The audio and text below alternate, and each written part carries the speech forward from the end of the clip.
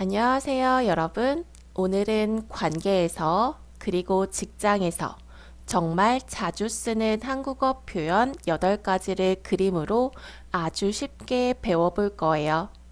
대화가 어색한 상황, 사람 사이가 멀어지는 상황, 일하면서 겪는 어려운 상황까지 그림 보면서 차근차근 따라오면 누구나 쉽게 이해할 수 있어요.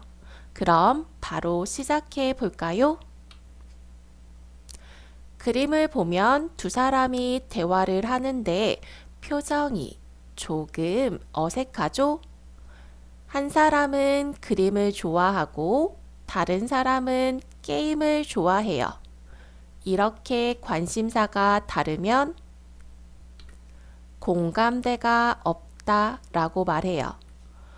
공감대가 없다는 공통점이 없어서 대화가 잘 안 되는 상황이에요.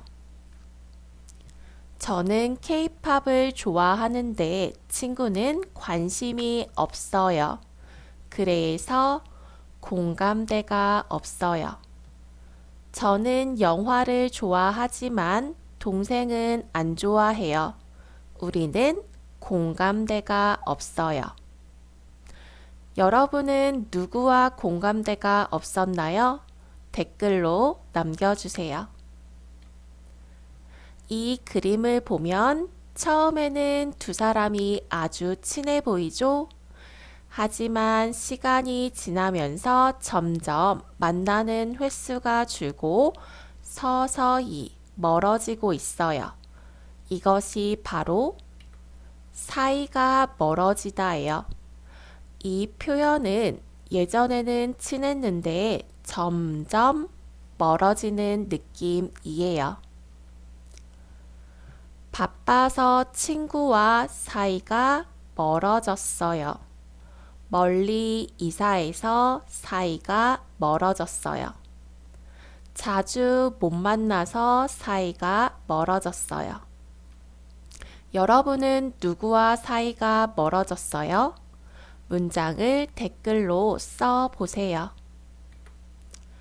예전에는 자주 연락하던 두 사람인데 지금은 문자도 없고 전화도 없어요. 이런 상황을 연락이 끊기다 라고 합니다.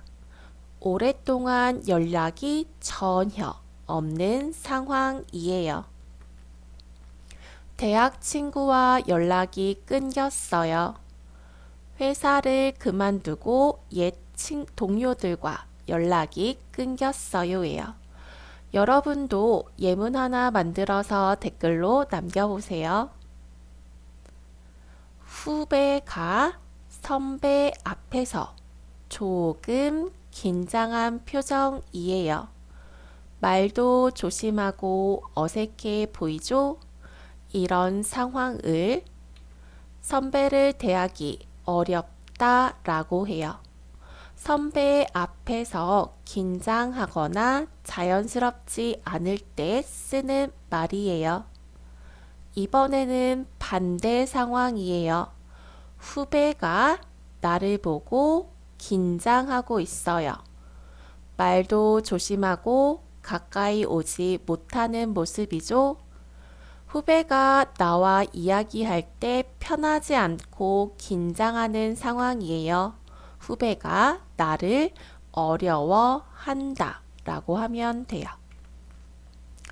저는 선배를 대하기 어려워요. 새로운 회사에서 선배들을 대하기 어려웠어요. 성격이 조용해서 선배를 대하기 조금 어려워요. 후배가 저를 어려워해요. 새로 들어온 후배가 저를 조금 어려워해요. 제가 조용해서 그런지 후배들이 저를 어려워해요. 여러분도 이런 경험 있나요? 댓글로 공유해 주세요.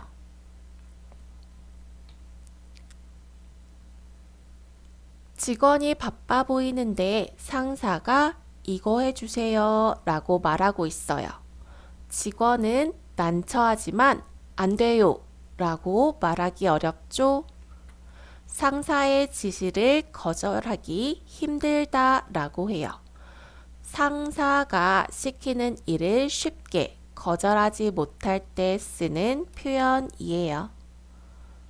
부장님의 지시를 거절하기 어려워요. 부장님이 시키면 저는 거절하기 힘들어요. 저는 성격이 조용해서 상사의 부탁을 거절하기 힘들어요. 여러분의 직장 경험도 댓글로 남겨주세요. 한 사람이 일 때문에 고민하고 있어요. 옆에 동료가 있지만 말하기 어려운 표정이죠?